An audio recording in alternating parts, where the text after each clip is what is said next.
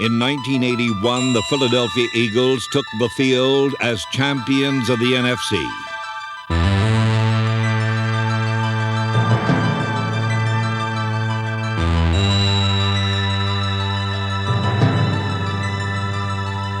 In just 5 seasons, the Eagles had lifted themselves from the depths of the National Football League to its summit.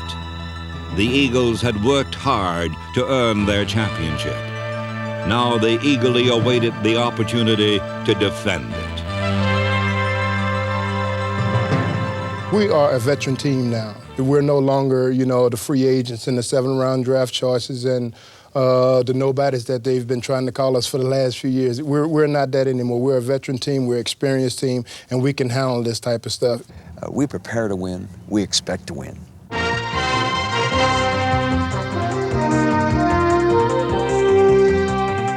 The Eagles began the 1981 season with nothing but wins, sustaining a pace that made them the best team in professional football.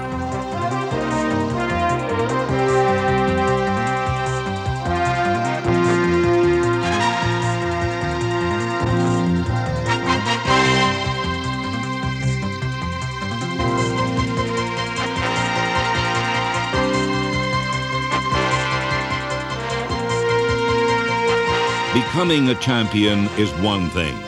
Staying a champion is quite another. The Eagles enjoyed their finest start in team history, yet did not recapture a championship. Despite a record-setting year from the offense and pro football's best defense, a late-season slump sent championship hopes plummeting to earth.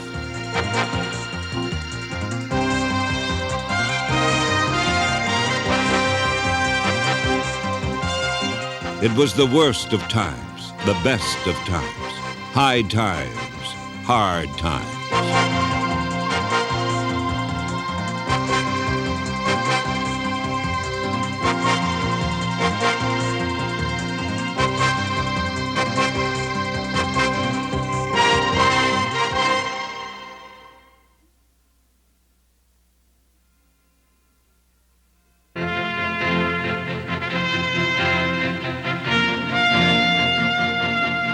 In 1980, the Eagles brought a championship to Veterans Stadium. But now, a new season beckoned, and previous accomplishments were set aside for the immediate task at hand, defense of the NFC crown. Dick Vermeil and his coaching staff made it clear that there would be more work, not less, if the Eagles hoped to keep the title in Philadelphia.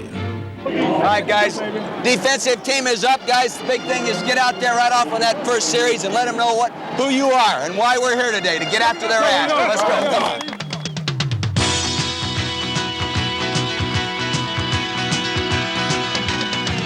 The Eagles broke from the starting blocks with 6 straight wins, relying on a variety of runners who contributed in a variety of ways.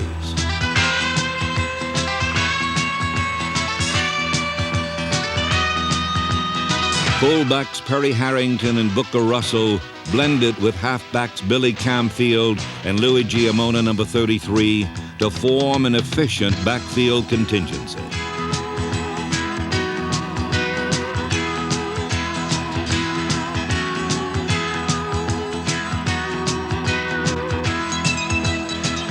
When Giamona and 3 Eagle fullbacks were lost to injury, a 10th-round rookie pick named Hubie Oliver stepped right in.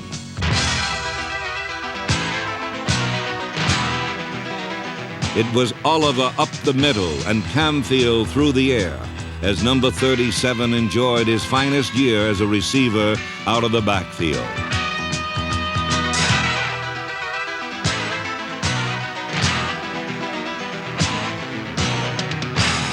The skills provided by Philadelphia's runners were invaluable. The contributions of Wilbert Montgomery were indispensable.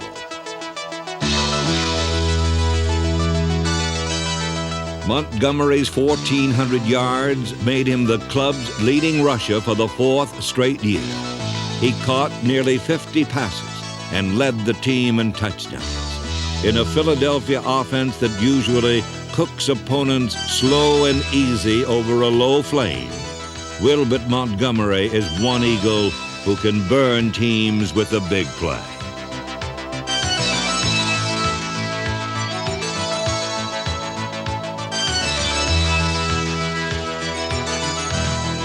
In 1980, Montgomery missed all or part of 6 games with injuries.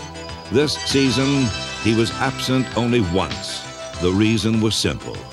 Previous years, it was tough for me to do because, week after week, because I was taking such a tremendous beating. This year here, I prepared myself in the off-season by getting on weights, and I worked on weight training pretty hard, and I got myself in pretty good shape so I can take the pounding a lot more with ease this year, and it really paid off in the long run. Opponents keyed on him, beat on him, pounded on him. But ultimately, they could not stop him. By enduring such punishment, Wilbert Montgomery showed that he may be the one man in football whose heart is bigger than his body.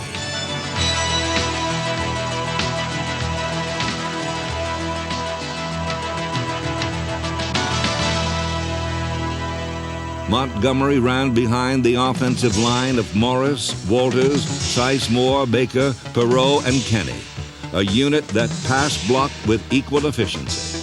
Only one NFC team protected its passer better than the Eagles.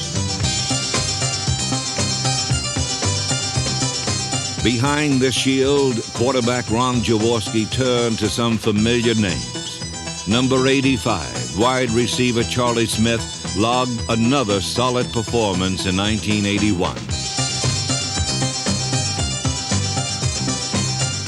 Near the goal line, Jaworski looked for tight end Keith Krefley, number 84, who responded with 5 touchdown catches in crowded quarters.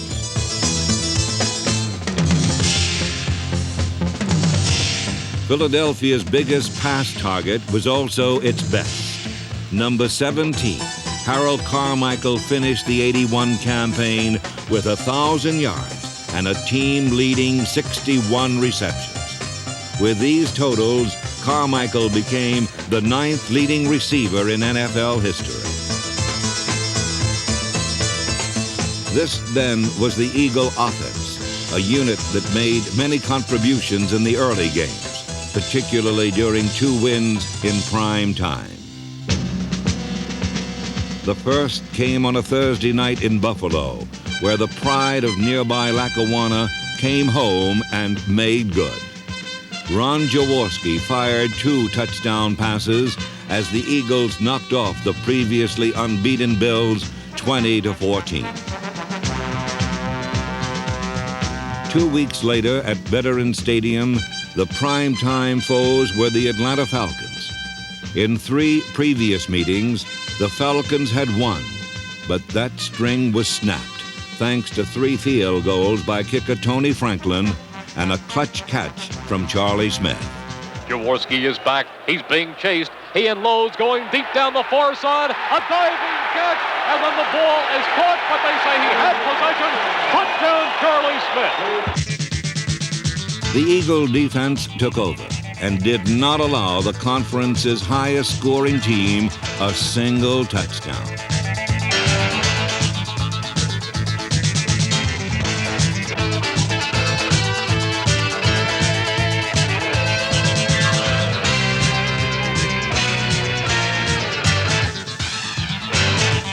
The victory made the Eagles 5-0, alone at the top of the National Football League.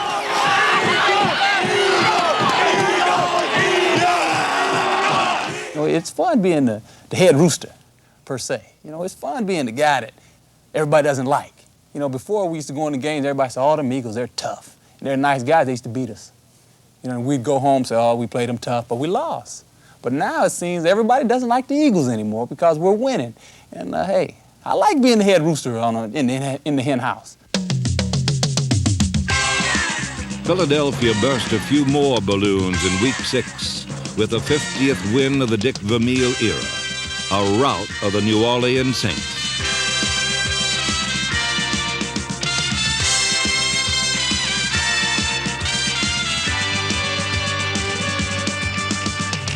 The special teams helped start the Eagles' victory. Then the defense sewed it up. Back to throw is Manning.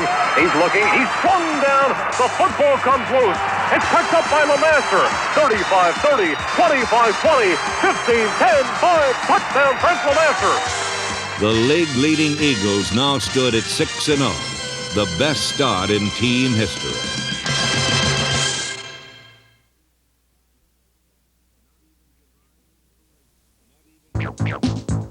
Not even divine inspiration could keep the Eagles from going unbeaten, and their first losses finally came at midseason. But then the Eagles responded by rolling up lopsided victories against the Cardinals and Colts. In St. Louis, the Eagles exploded for 52 points, the highest output by a Philadelphia team since 1953.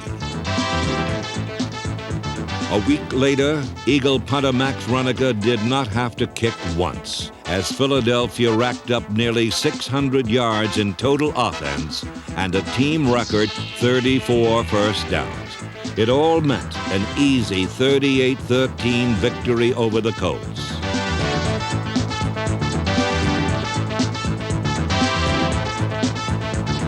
Philadelphia's record now stood at 9-2, but then the season began to unravel.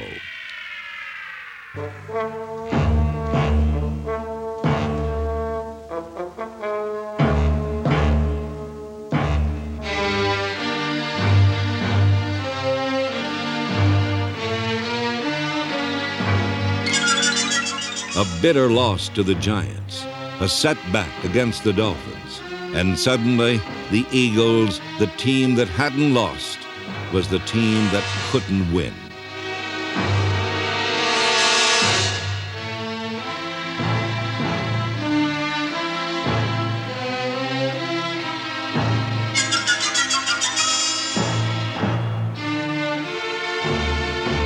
Four straight defeats ended hopes of a division championship. But finally, the Eagles said, enough.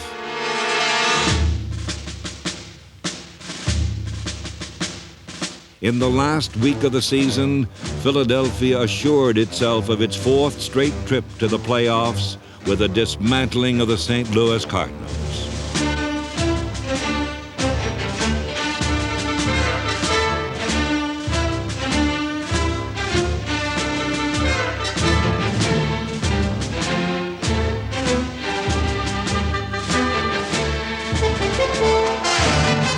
The defense did not permit a single point, and the offense put on one of its best performances of the year as the Eagles romped 38-0.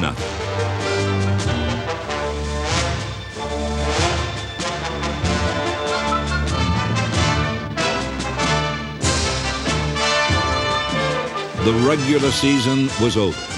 The second season was about to begin, and the fans were ready.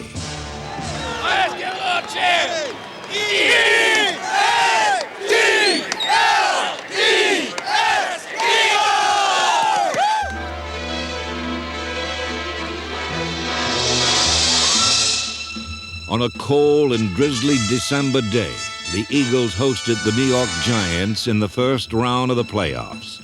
Philadelphia hoped to gain quick advantage, but instead, it was the opportunistic Giants who jumped to an early lead.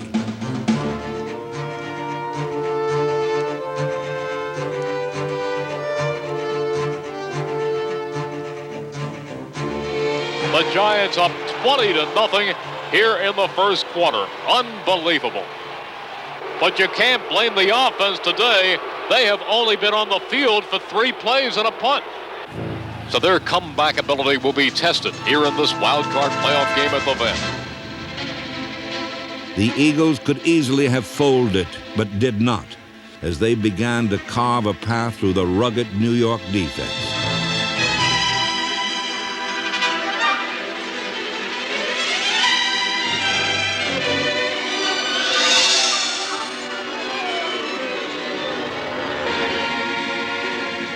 Jaworski to throw. He's loading up. Fires for Carmichael. Touchdown!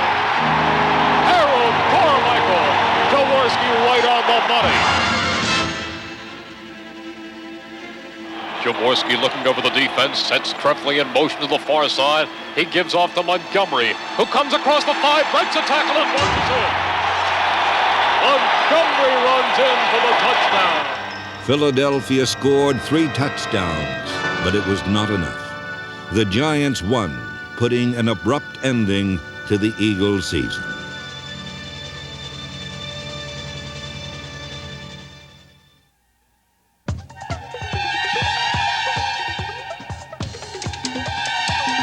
In high times and hard times, one thing never wavered: the excellence of the Eagle defense.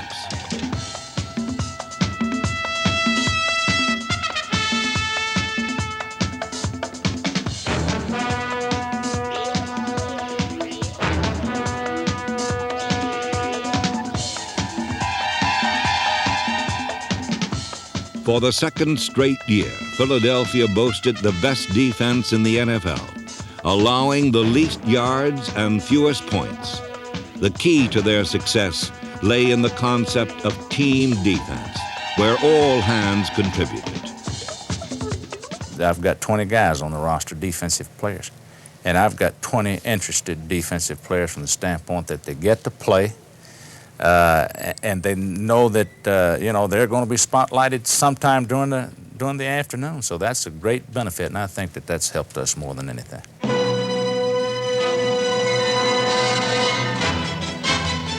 The heart of Philadelphia's defense is its punishing front line. Carl Hurst, Ken Clark, Claude Humphrey, Bigfoot Harrison, Greg Brown, Leonard Mitchell, and Charlie Johnson make up the hardest charging unit in all of football.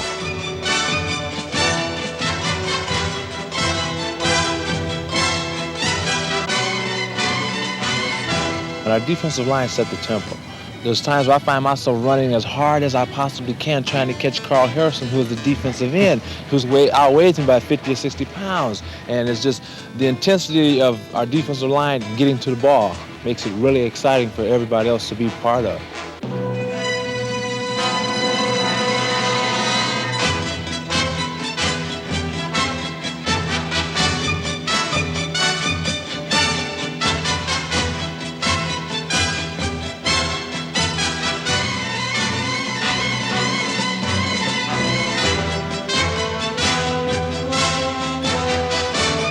Pursuit, hard and relentless pursuit, the byword of the Eagle defensive line. And whatever they did not stop was quickly gobbled up by linebackers like Pro Bowler Jerry Robbins.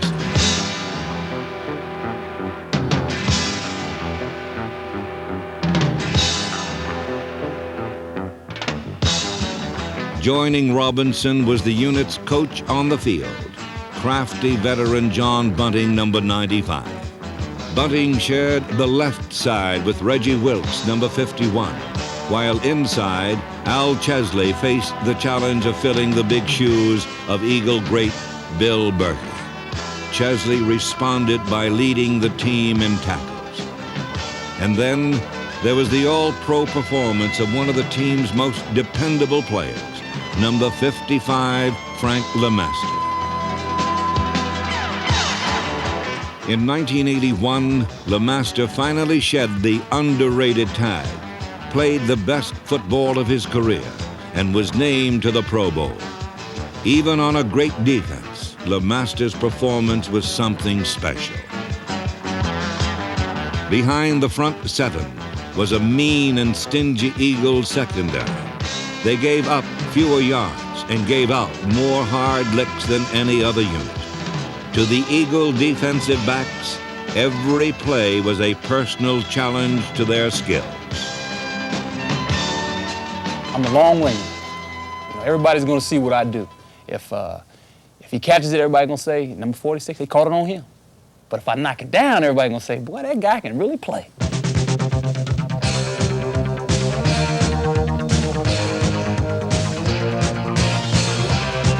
Philadelphia's defensive backs were very good indeed. Edwards, Wilson, Logan, Blackmore, Shira, Ellis, and All-Pro Roynell Young held opponents to an impressive 48% completion average. allowed only a dozen scores, and led the entire league in pass defense.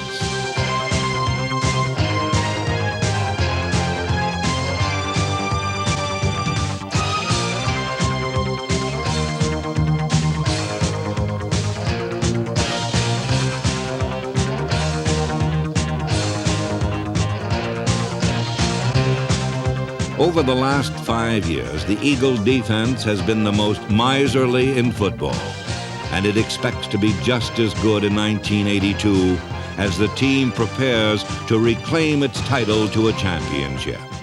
You get used to success, and all of a sudden it's taken away from you, you go down.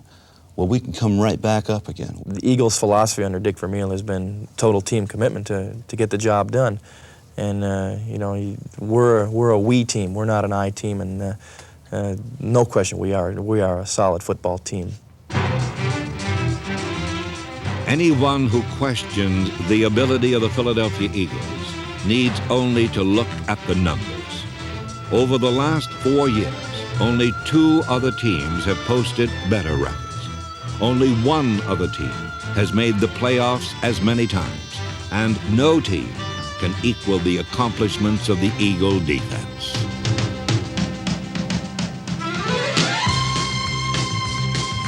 In 1981, only 2 conference foes scored more points than Philadelphia.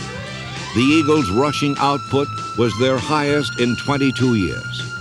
And Ron Jaworski has started and won more games in the last 4 seasons than any other quarterback in the NFC.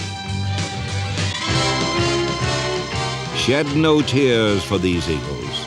They will be back, more determined than ever to prove that they are one of pro football's finest teams.